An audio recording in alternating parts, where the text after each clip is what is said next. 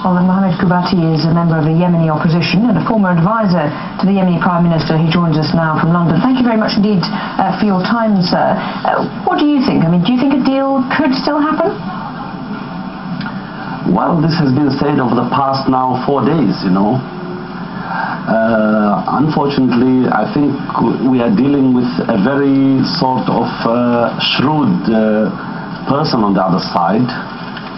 We don't deny that the president always have got different ploys and he can always play cards with, and he holds the cards, and he's a man who is a very good gambler, you know. Does he have a point though that if he's not in charge you could end up with chaos in Yemen? No, I don't think so. I don't agree at all. He has been blowing out of proportion this sort of scaremongering tactics of his, speaking about Al-Qaeda could just, you know, suddenly take over in the country. I don't know if you have followed that. It was not on the news. This morning we had an incident in Abyan where some people who are related to a group called Al-Mujahideen, they are a group who are very much linked to the president, and suddenly took over one of the towns in Abyan in southern Yemen, and without prior, you know, any arrangements, the security forces just, you know, gave way, and these people took over, and then suddenly they were bombarded by the airplanes. I think this is one of his games and ploys, and I think these games and ploys are very much known now, and he should know that the tyrant is walking naked now. I mean, you were close to the sort of centre of power there, does he have the support of his inner circle still? I mean, we saw those defections at high levels and some of the members of the army leaving, so who has he got left surrounding him?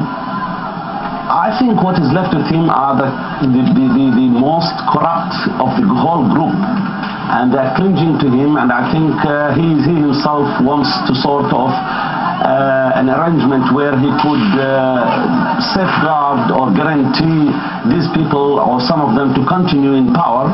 And that's, I think, the stumbling block now in any agreement, because though we have heard that he might have agreed that perhaps some of his entourage, including his sons and his nephews, to leave the country, but he wants to leave some of these people whom he, to a certain extent, trusts that they will continue the game, and he would be far away from any sort of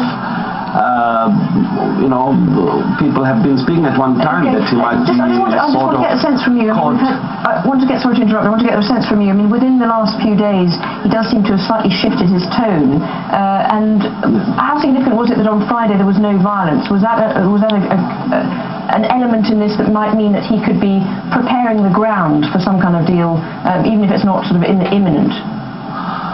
Well, as you have brought in a report, that the foreign minister in the Take Care government said that the president is willing to sort of relinquish his power, but again he's playing the game of what time framework would he work on. We don't know. Is he speaking about weeks or months, whereby he could arrange things for some of his people to continue in place. And then the youth, you know, you should understand that the people on the ground. I have just had a call from Taiz, the second city in the country, and from Aden as well, the capital of South Yemen, previously, from these youth that don't trust at all these negotiations which are going. They think that there might be a sell-off of their revolution. Okay, Mohamed Qubaty, thank you very much indeed for your thoughts on events in Yemen. Thank you.